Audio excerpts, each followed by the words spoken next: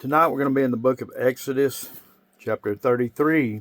Hit that like button, hit that share button, and please hit the subscribe button.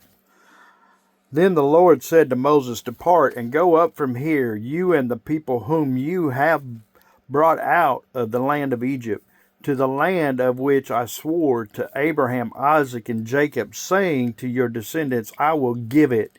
And I will send my angel before you, and I will drive out the Canaanites, and the Amorite, and the Hittite, and the Perizzite, and the Hivite, and the Jebusite. Go up to the land flowing with milk and honey, and I will not go up in your midst, lest I consume you on the way. For you are a stiff-necked people." And when the people heard this bad news, they mourned, and no one put his ornaments, for the Lord had said, "Moses, say to the children of Israel, you are a stiff-necked people. I could come up into your midst in one moment and consume you. Now therefore take off your ornaments, that I may know what to do to you." So the children of Israel stripped themselves of their ornaments by Mount Horeb.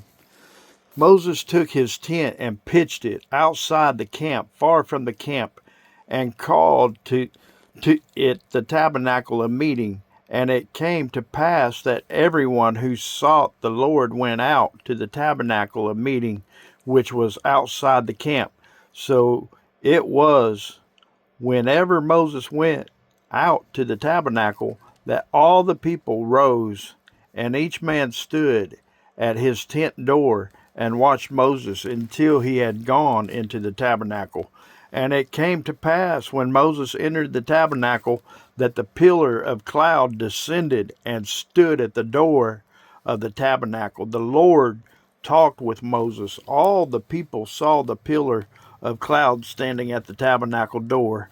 And all the people rose and worshipped, each man in his tent door. So the Lord spoke to Moses face to face, as a man speaks to his friend, and he would return to the camp. But his servant Joshua, the son of Nun, a young man, did not depart from the tabernacle. Then Moses said to the Lord, "See, you say to me, bring up this people, but you have not let me know whom you will send with me. Yet you have said, I know you by name, and you have also found grace in my sight. Now therefore, I pray, if I have found grace in your sight, show me now your way, that I may know you, and that I may find grace in your sight, and consider it that this nation is your people." And he said, "My presence will go with you, and I will give you rest." Then he said to him, "If your presence does not go with us, do not bring us up from here. For how then will it be known that your people and I have found grace in your sight, except you go with us? So we shall be separate, your people and I, from all the people who are upon the face of the earth."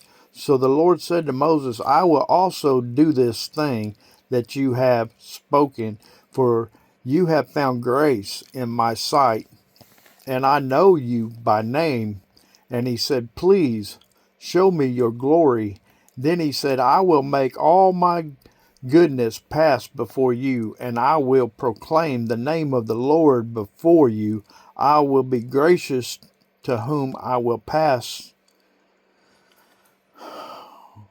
Oh, I will have compassion on whom I have compassion." But he said, "You cannot see my face, for no man shall see me and live." And the Lord said, "Here is a place by me, and you shall stand on the rock. So it shall be, while my glory passes by, that I will put you in the cliff of the rock, and will cover you with my hand while I pass by. Then I will take away my hand, and you shall see my back, but my face shall not be seen. Amen.